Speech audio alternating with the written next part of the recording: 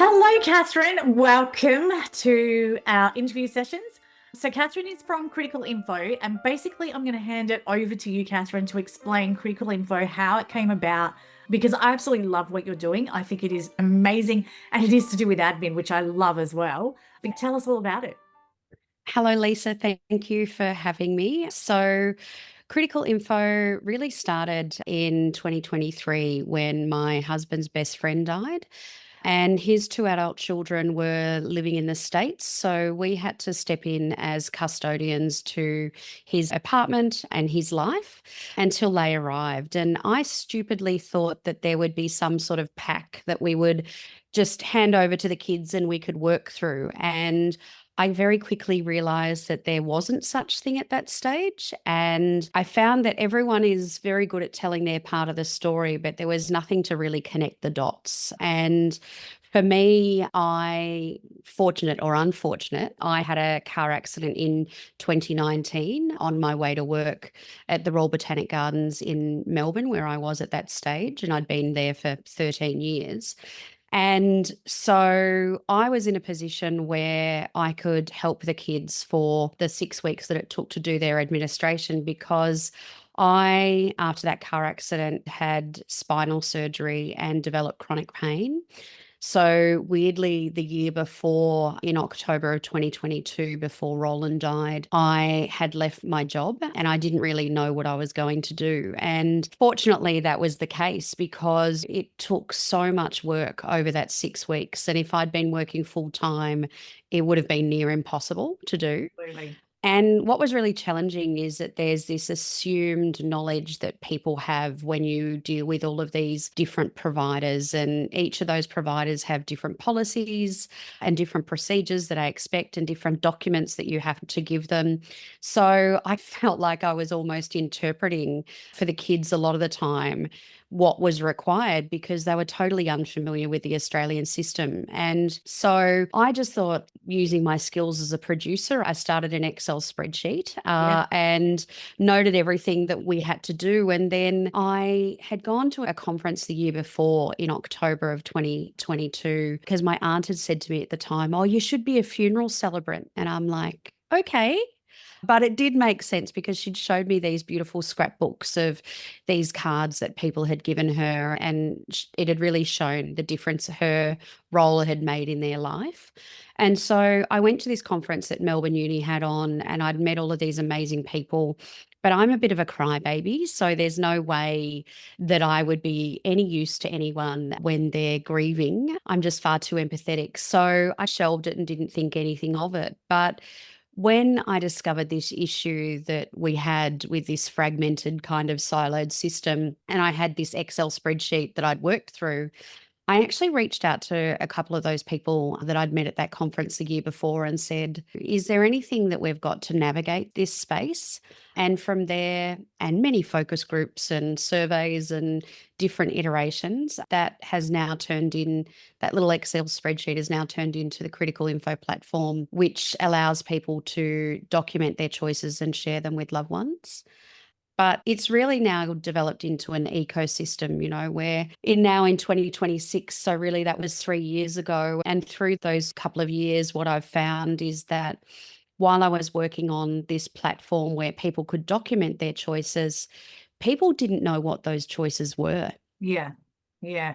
So And so for me, what I did is I realized that there was a need for people to connect with either experts within the industry or to have an opportunity to hear stories from other people. When in February 2024, so a year after Roland died, we launched the Critical Info website. So that connects people with over 300 organisations that specialise in end of life planning, death care, or bereavement.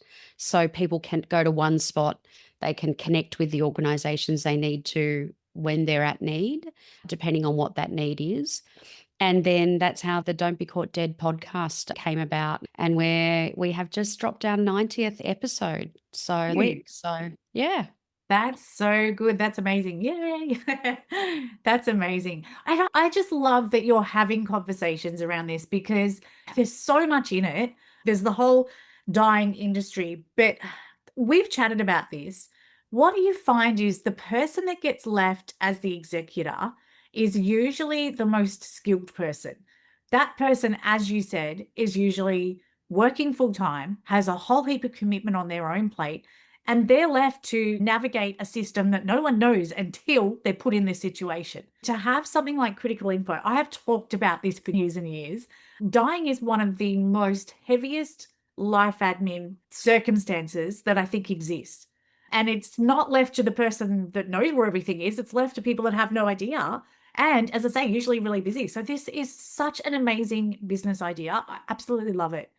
And I love that you're talking about Thank you, Lisa. I find that exactly what you just said, but you've also got that added cognitive burden of the fact that you're trying to grieve the death of someone you loved Yeah. at the same time.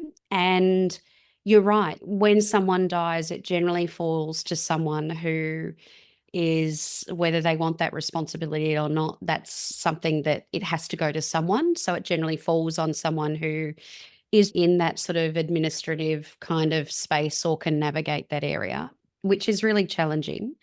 And when you think of that, you have to do all of this. I think they've, depending on who you speak to and what source it is, they've estimated that it's roughly 200 hours of administration Wow. for at least a minimum of 40 different suppliers that you're communicating with. I think that we had a lot more than that.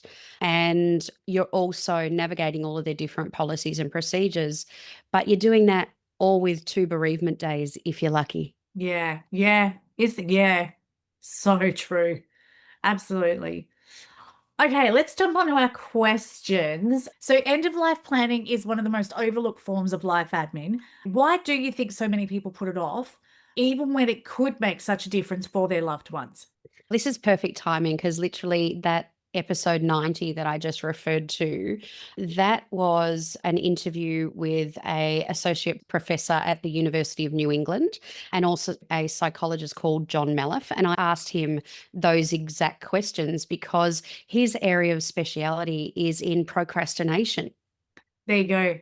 Perfect. Yeah. And it's like, why is it? Why do people avoid end of life planning, even though I think statistically 75% of people believe that end of life planning is important, but only 1 in 3 actually do anything about it? What that kind of tells us is, and the things that he talks about, is the fact that if people understand that there is something that they can avoid by doing end of life planning early. So if that means that it's things that we've just talked about, that cognitive burden that you put on your loved ones when your paperwork isn't in order. When you think of our friends' children, they didn't know whether he had a will, they didn't know where to find it or look for it. He was also running a business as well. So you had to actually close down a business Yeah. and all of the implications and additional responsibilities with that. If people understand the impact that has on others, I think that's a great motivator, because if we get our paperwork in order early, that means that we can just get it done and it's sorted, and then you don't have to worry about it. You review it every 12 months,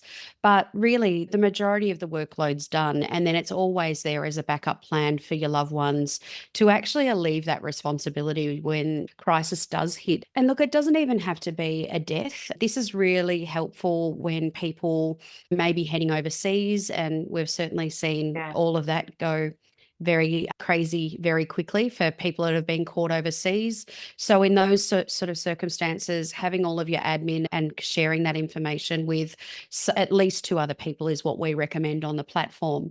It means that they can access and act on your behalf when you're either caught in a situation like people have been overseas with their travel plans, or when you go to hospital. That's another thing. It doesn't have to be having a backup plan and all of this admin in place for your death. It can also be when you go to hospital and there is a crisis, and no one works well in a crisis. Yeah. So if you have these plans prepared earlier, that makes it a lot easier. And the other thing that, so that's people understanding what the negative consequence it is, people understanding that if they don't do something about it, it's a burden for their loved ones. So again, another consequence. It's about the fact that this allows people to have autonomy over their life. And these documents that we encourage people to do are the documents that can talk for you when you can no longer speak for yourself. Yeah. So the documents that we refer to are the classic documents that you think of, such as a will, a power of attorney, advanced care directive when it comes to your medical care. And these are really important for us to have in place, because if you don't actually pass that power or that decision-making responsibility over to someone legally, it is really challenging when crisis hits. Yeah. And John refers to it as about just being an adult. This is our responsibility of just being an adult, is Yeah. that this is something we need to do and we have a responsibility to ourselves to do. And it is just about making it simple. So for us, what we did and what we found with focus groups when we were developing the platform is that we wanted to make sure it was in bite-sized chunks and also not overwhelming, that everyone had to feel like they had to have this huge burden to undertake. So what we did is we looked at your life in a holistic manner. So you look at 15 different areas of your life, including your pets and also your social networks and connections. And what we get people to do is spend 10 minutes a day. And at the end of that 15 days, you know where you're at. It's a Yeah. classic example of, and one of the challenges John points out is that people don't know where to start. Yeah. So this means that this system allows you to work out what you do know, Yeah. work out perhaps what important documents that you should get in place. And then we provide step-by-step guides on connecting with industry associations around Australia so you can get those documents in place. And the other thing that was really important about what John was talking about was that need to role model this behavior. We don't see a lot of people talk about end of life planning until you actually see it go really badly. And you see it in circumstances such as the Michael Jackson estate or Princess Diana, or a celebrity dies and there's a particular funeral and it's organized in a certain way. But what's really funny when I think of this and when he was talking is that actually how there's this celebrity craze at the moment to create panic rooms and escape rooms, but they're Yeah. like ginormous bungalows. That is just a version of end of life planning. That is their version of a backup plan, True. albeit very elaborate. That's one way, because people don't, and certainly celebrities won't too much like talking about their ins and outs of their finances or how they've structured their wealth to ensure that it goes into a trust and those sorts of things. They don't really talk about that much, but you can get an idea that there is a focus on backup plans when they're spending millions of dollars on panic rooms and Yeah. elaborate bunkers. But again, it's only when we see it go bad that you see them talk about it in a celebrity space. But for me, in our family, we always spoke about end of life planning, and it was, oh no, like I'd like to be cremated or I'd like to be buried. And it was around the dinner table. And for me, I always had a will from the age of 18. Yeah. So it was always a normal conversation for us. Having the conversation and having it early is before crisis hits is a real thing that's important too. Absolutely. I want to go back to the 15 areas. Yeah. I won't go through the full question because we've already touched on part of it. But what's the most surprising discovery that people make as they start working through it and documenting the information? That it's actually life affirming. Yeah. And this isn't like we don't talk about your death until there's one day where we talk about end of life ceremony. And what we found when we were doing the focus groups is that there was also people that didn't actually want to focus on that. They just wanted to delegate it to someone else. So we even changed the format that you can actually just do that at the top and you don't have to read that whole day 14. Yeah.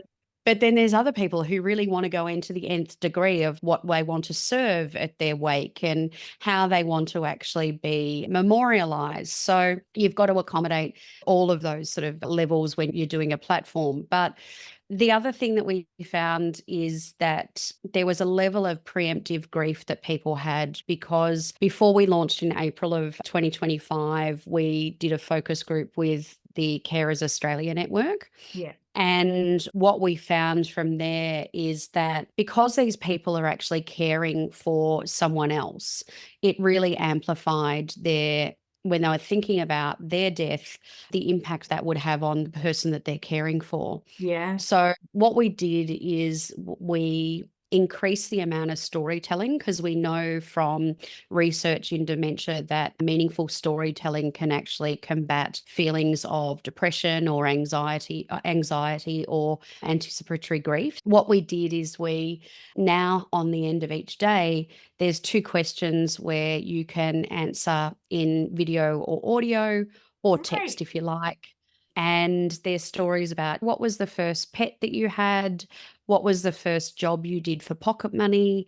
And so they're nice little reminiscence pieces that are also there as a time capsule for your loved ones.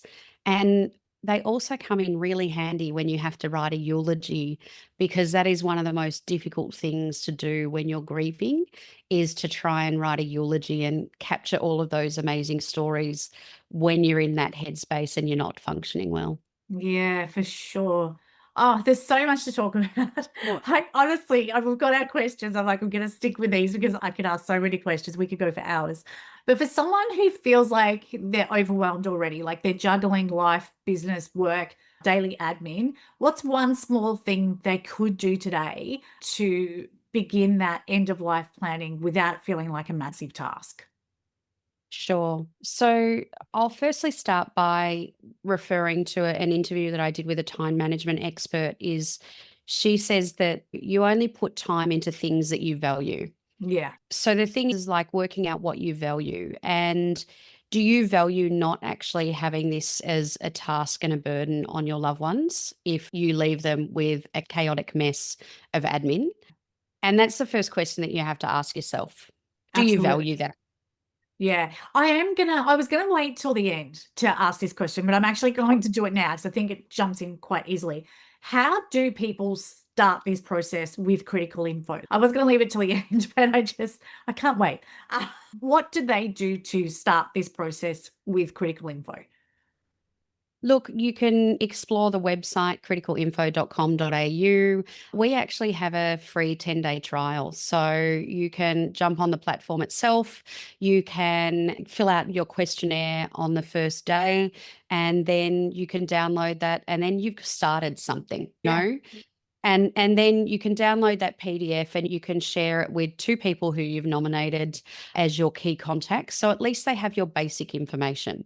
And when we say basic information, it's just who are your key contacts? What's your medical information? Is there any medical conditions that anyone needs to know about? And even if you just start with that and chuck it on your fridge and you go no further, that is a step ahead from where a lot of people are.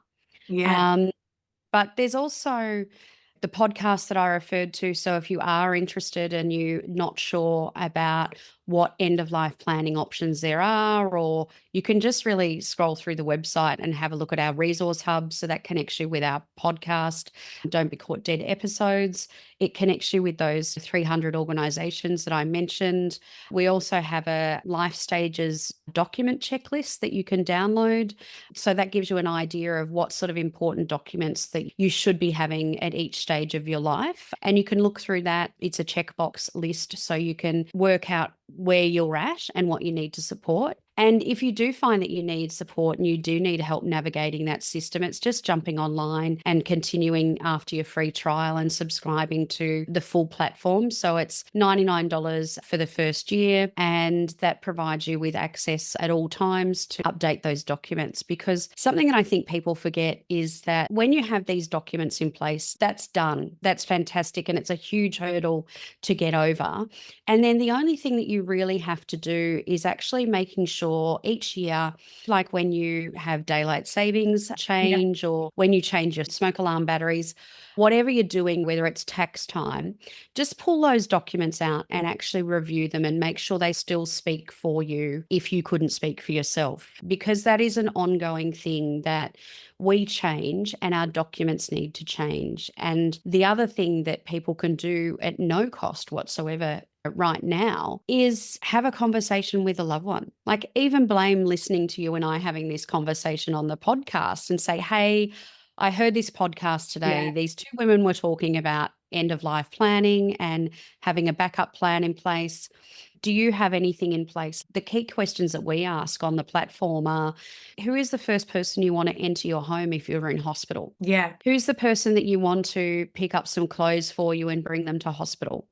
And the other thing is, do you care for anyone else or anything else? We've heard stories about people who are in the emergency department that actually choose to leave getting care and critical care in the emergency department because they have a pet at home that they don't have a backup plan for. Yeah. Yeah. And Isn't so yeah, it's just the little things that until something bad happens, you just don't consider, what am I going to do in this situation? And I don't think we've got it in here. Or not really. So something I haven't put on the list, but I did want to have a quick chat about as well. I think a lot of people have the opinion that when something happens to me, especially if they're in a, this is going to sound, I don't know how to put this, but they're in a, say, a simple situation where there's no family, or they might think it's a very simple situation where I don't need a will. I don't need all this stuff in place. It will just sort itself out because it's all really basic and easy. That's not the case ever, I believe. I don't know what your thoughts are on that. And I know you're not a wills expert or anything like that. But yes, I'm keen to hear what your thoughts are, because this is why I think this is so important, because it's part of that process of making sure all your documents are in order. they're great examples because they are. I speak to people very regularly about this, and people are of the misconception that I don't really have anything to give, so Yeah. therefore it doesn't matter. So, what I would say to that is based on our experience when we were closing up Roland's life with his kids. Whilst it doesn't matter what bank balance is or anything along that line in relation to assets, there will be suppliers that have to be notified that your accounts need to be closed. Yeah. Exactly. That responsibility has to fall to someone. Yeah. Yeah. And that means that someone has to provide some sort of documentation to say that they can speak for you Yeah. because you have died. And generally, that is a death certificate.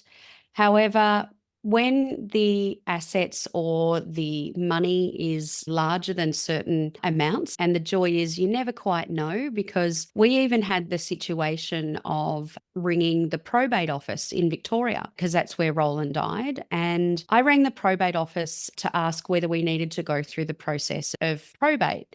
And so, for those of you who are unaware what probate is, where you actually declare that this particular person has died, I have been appointed by the will that I am the executor and I can carry out these duties. And so I had rung the probate office to see whether we needed to go through that process, which can be quite expensive. And it's where you have to declare that you are legally able to act on that person's behalf after they've died as the executor, or however that particular role is, whether there's a will or not a will. But I rang them to say, oh, look, this is our situation. Do we need to go through probate?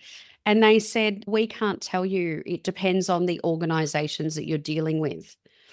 And so you then have to go to, and as I said, we've conservatively estimated that it's between 40 and 60 kind of organizations that you need to speak with. So you have to go to each of those organizations and say, what is your documentation that you need from us to actually allow us to close an account because someone's died? Yeah. And all of that is very different depending on the amount of money, what their internal policies and procedures are, how nice the person is that you get on the phone that you're dealing with when you're grieving.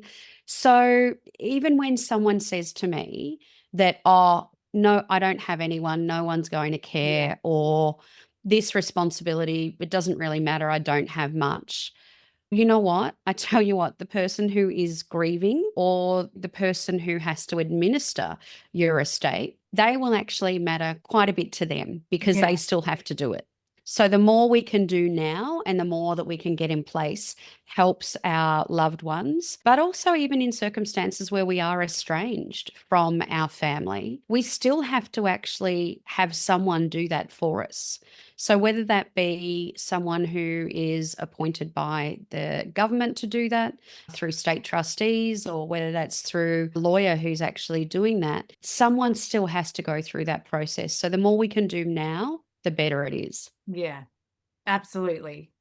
Yeah, totally agree. Thank you so much for answering that. Let me just jump. Let's go with this question here. So, how does, and I know we've covered off this a little bit, but how does preparing and organizing your own critical information impact your overall well-being? So emotionally, mentally, and even in your personal relationships. I'm probably biased in relation to this because I made sure that my family has done their critical info Yeah. platforms. So I'm probably biased on in relation to what I would say. But for me personally, I have always had some version of this in my life as a backup plan where people know where the important documents are kept. Going through this process in a methodical way, it is so detailed, and we've run pilot programs in with end of life doulas who have clients who have been diagnosed with life limiting illnesses. And what we found from that pilot program is that even people who are dealing with death every day and helping people prepare for death and supporting them, they were still finding out more information when they went through the platform and things that they hadn't thought of. Yeah. It's because we've developed that systems approach. We've developed looking at everything in a holistic manner. So we do a bit of a deep dive into each aspect of your life. So there's things that you may have not considered Yeah. that we do. That's what we have spent 3 years working on to make sure that this is something that guides you through that process. And so, even we found with the results from that is that they went through the platform, and not only did they complete the 15 days, they then went on to update at least one medical or important document, and they went on to have conversations with loved ones. Yeah. That in itself, while it doesn't give you an example of how they felt, it gives you a clear example of what their behavior change was after they went through the The platform. process. And then another pilot we've just completed with an aged care organisation over in Perth in Western Australia was a series of workshops and talks that I ran about introducing people to the critical info platform. And some of the feedback that I got through that was absolutely fantastic. And I'll just go through a little bit with you now. Yeah. And so some of the comments that we received from that was these are all directly from participants of that particular onboarding process to the critical info platform. So opened my eyes to the complexity of the situation from Lorraine. Leighton said some very practical things to do next, and it feels manageable in bite-sized pieces. Robin said gave me more valuable tools and examples on how to speak to my resistant dad about his end-of-life planning. Bernice said there's an abundance of information and practical help available and learning how to access it. And then I like this one. Oh, there's two here. This should be taught in schools and universities as part of a curriculum, Yeah. Absolutely. says Indulus. And Sonia said, a Chinese proverb says, when the student is ready, the master will show up. Catherine is a great master. Oh, that's That's lovely. pretty cute. Yeah. And the other thing is, yes, we're asking how the people feel that are doing it, but honestly, to receive that sort of document, I have had really close family pass away. To have received that document would just be such a relief for the person that has to deal with the passing down the track. Yeah, yes, you've convinced me. I am going to. We've already got documents together, but we haven't necessarily passed that on to anyone. We just assume they know where to find it. And that's the thing. What do they say about the word assume? Yeah. Yeah, that's Yeah, right. exactly. Yeah. Because it's the same saying about common sense or like these things when you are grieving, Yeah. you cannot think logically. That's exactly right. Yes. And that has made me think, yeah, it's not a process where yes, we would assume people would know where it is, but you're right. You're dealing with grief at that point in time.